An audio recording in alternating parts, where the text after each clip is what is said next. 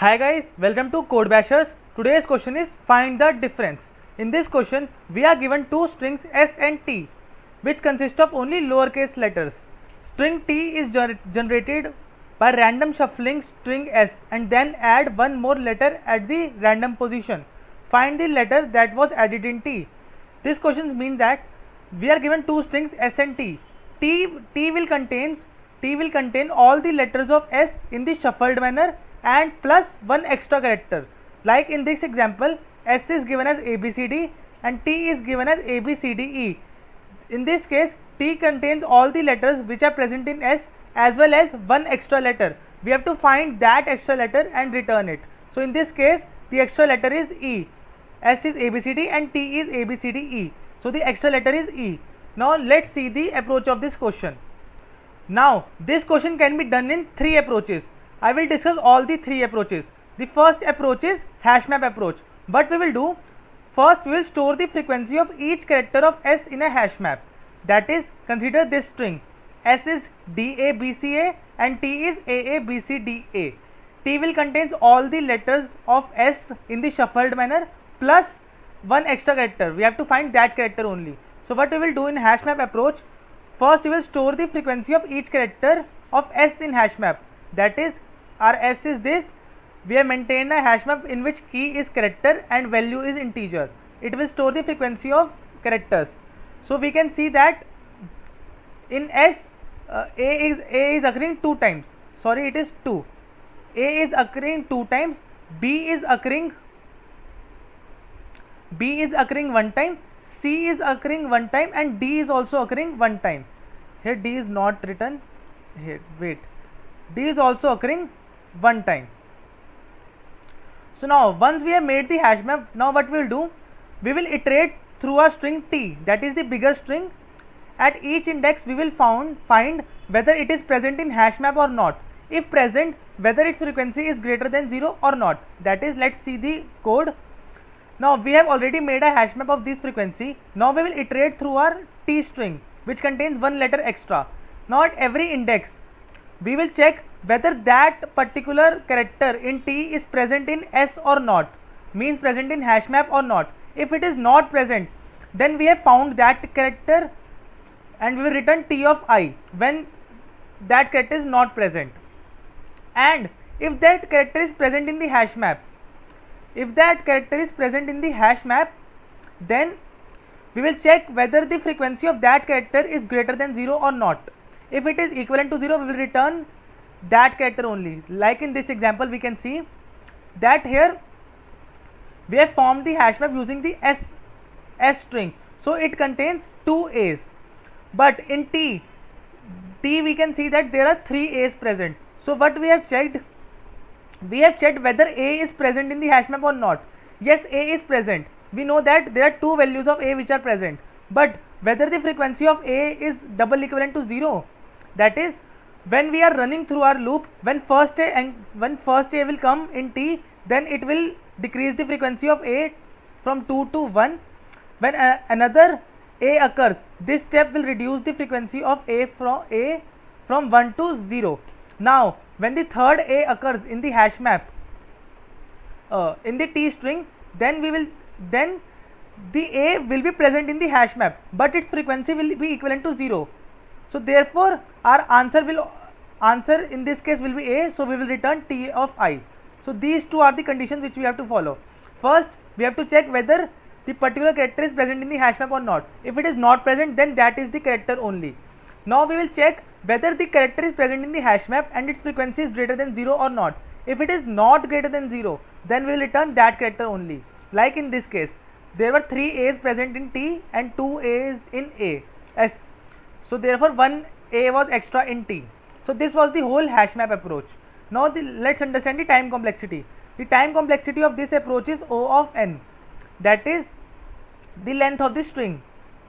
Now the space complexity will be order 26. That is O of 1 only. Why 26? Because we were given that the string will contain only lowercase alphabets. So lowercase alphabets are only 26. So therefore our space complexity will be equivalent to O of 1 only. So now let's look at the second approach. Now our second approach is the sorting approach. In this we are given an input, suppose DA BCA, and the T is given as AA BC DA. So these are our input. What we will do, first we will sort both these strings. When we will sort the strings, our new strings will look like this, that is AA BCD and T is AAA BCD. Now what we will do, we will iterate over our smaller string S, that is we will iterate over our smaller string. If at any index we found that the value of both the string is different, then we will return T of I. If in entire loop we didn't find the different values at particular index, then we will return the last value of T string. This means that, let's look at the code. This is the simple code, that is we will, after sorting these two strings, we will iterate over our smaller string, that is AA BCD. Now at every index we will check whether the values of S and T at that index are same or not. If that values, that is that at that index the value of S and T is not same, then we will return T of I, because that will be our answer. Like in this case, first we will be at 0 index. At 0 index they are both A's, at first index also they are both A's, but at second index there is B in S and A is at T. So this means that A is the extra character which has been appended in our T, so we will return T. But what if we had a case where our A was at the last, suppose it consisted of E. So suppose this was the string, that is S was AA BCD and T was AA BCDE. So in that case, when we will iterate through a smaller string, at every particular index we will find both the values matching of S string as well as of T string. Then what we will do, after the loop we will return the last character of the T string, that is we will return E in this case, last character of T string. Here we have returned the last character of T string. So this was the sorting approach. The time complexity of this approach is O of n log n, because the sorting is involved, and space complexity is O1. So this was the entire sorting approach. Now let's look at the third approach. Now the third approach is XOR operation. Now this approach is similar to the quotient, in which we have to find the unique number from an array in which every other number is given twice. That is, we know that XOR of two same numbers, that is XOR of 1 and 1 will be 0, XOR of 2 and 2 will be 0. We know that. Now consider an example of this question, that is we had two 2's, 1 1 and 2 3's.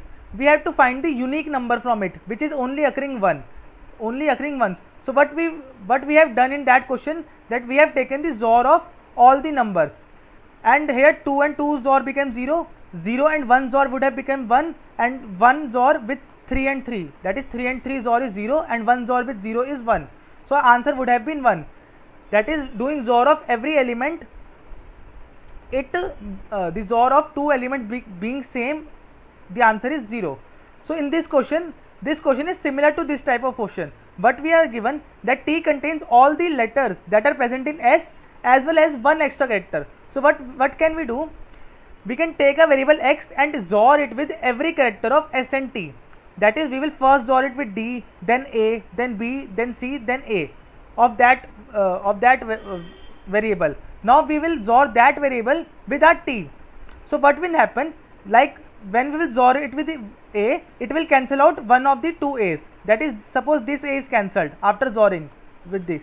Now we will XOR with B, then this B will get cancelled. This B will get cancelled. Now we will XOR with C, then this C will get cancelled. If we will XOR with A, then this A will cancel. Now when we will XOR with A, no other A is present, so our variable will contain A only. Now when we XOR with D, this D will be getting cancelled. So in the end we will be generating a answer which is the unique character. So let's look at the code. See, it is a variable x equal to 0, which we'll be using to XOR the elements. Now first we will XOR this element, that is x, with every character in S string. Now after we have XOR, we will XOR this variable x with every character of T string. So in this case, when we will be XORing, then the cancelling of letters will occur. That is, this B will get cancelled with this B, this C will get cancelled with this C. So this will happen after this loop in this loop. After this loop has occurred, every double entry which was present in both of the string will get cancelled, and our x will contain the answer. So this was the whole XOR approach. The most optimized approach is the XOR approach for this question. Here the time complexity is O(n) because we are traversing both the strings only once. So time complexity is O(n) and space complexity is O(1) because we are not using any extra space. Now in both the cases, like in this XOR operation also and in hash map approach also, we were time complexity was O(n) and space complexity was O(1). But in hash map approach, the maximum variables which we can take is 26 because 26 are the lowercase alphabets in English language. So therefore the most optimized approach will be the XOR approach only, because in this we are taking only one variable. So guys, I hope you like this video. Thank you.